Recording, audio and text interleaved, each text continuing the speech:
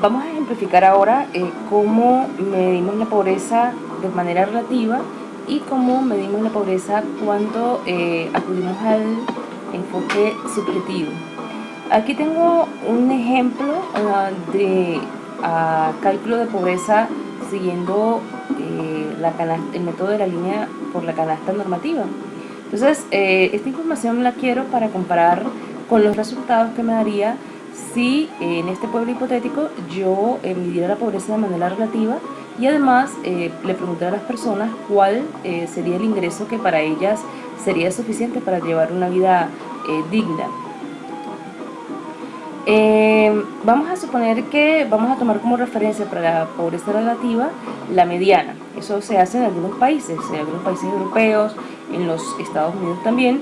Se considera que la pobreza viene dada por la mediana del ingreso de los trabajadores. Entonces, los que están por debajo de la mediana se consideran pobres y evidentemente los que están por encima de esa línea se consideran no pobres.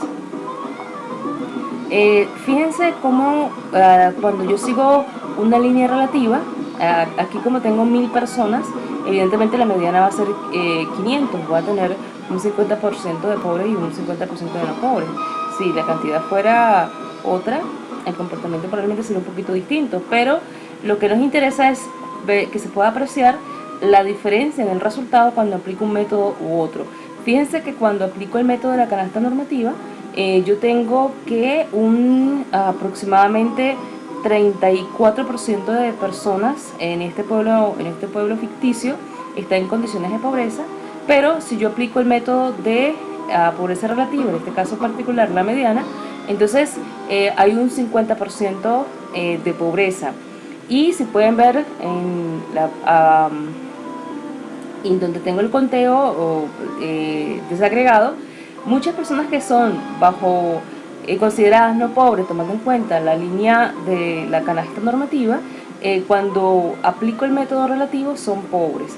¿Qué me quiere decir esto? Simplemente que cuando yo comparo la pobreza de un lugar medida por la vía de la canasta normativa con otro lugar en donde la pobreza se ha medido de manera relativa, no tengo una posibilidad de establecer un parámetro común. Por tanto, yo no puedo decir que los pobres, digamos, de Estados Unidos son similares o responden al mismo concepto de la pobreza o de los pobres en Venezuela, porque ambos lugares parten de criterios diferentes para medir la pobreza. Estaríamos creando una falacia, un error de razonamiento cuando suponemos que el hecho de que, por decir algo, en los Estados Unidos el 20% de personas sea pobre, eso significa que es mucho más alta que en Venezuela o mucho más baja que Venezuela. Porque, repitamos de nuevo esto, los criterios que se utilizan en un lugar y en otro son totalmente diferentes. Y aquí estamos viendo esa situación. En algunos casos coincide que los pobres catalogados por una vía son no pobres catalogados por la otra, pero no siempre, puesto que, como dijimos antes, los criterios son diferentes. Si yo varío el criterio para trazar la línea de la pobreza relativa, evidentemente eso también me cambia los resultados. Por ejemplo, supongamos que voy a poner que las personas son pobres si están por encima del tercer cuartil del ingreso. Entonces eso hace que yo tenga a una población, el 75% de mis habitantes de este pueblo en condiciones de pobreza y tan solamente un 25% en condiciones de no pobreza. ¿Qué me está diciendo esto? Que cada uno de estos métodos son sensibles a las condiciones originales de partida para hacer el cálculo. Nuevamente, repito, incluso cuando la pobreza es relativa, hay que fijarse en cuál es el criterio que utiliza un lugar u otro antes de hacer comparaciones entre esos lugares. Vamos a volver esto a la mediana y veamos cómo accionamos en caso de la pobreza subjetiva.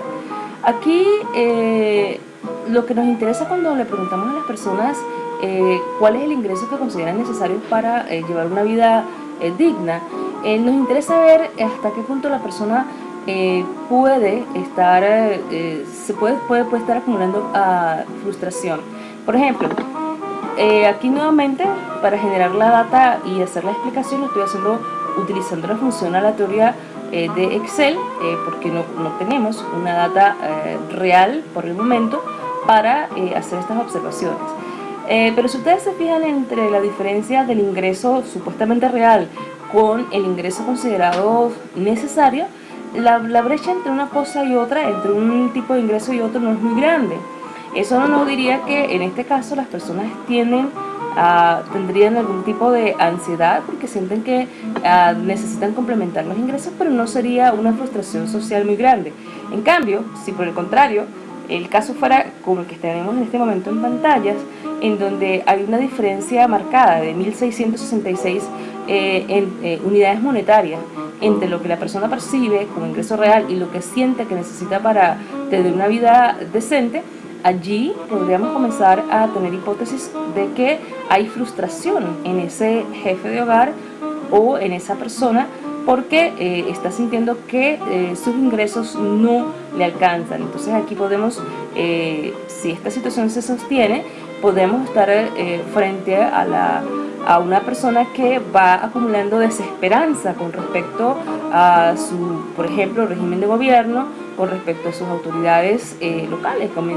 Comienza a sentir, si esto se acumula, si esto no varía, si esto no se modifica, que sus esfuerzos para aumentar o para aumentar sus ingresos y llevar una vida decente no están valiendo la pena. Por eso es que nos interesa también medir la pobreza subjetiva, para ver esa brecha entre lo que la persona siente que recibe y lo que debería recibir, y por tanto esa brecha entre lo que es su ideal de vida decente, una vida digna, y lo que está percibiendo esa persona que vive. Entonces estas son dos formas adicionales de medir la pobreza.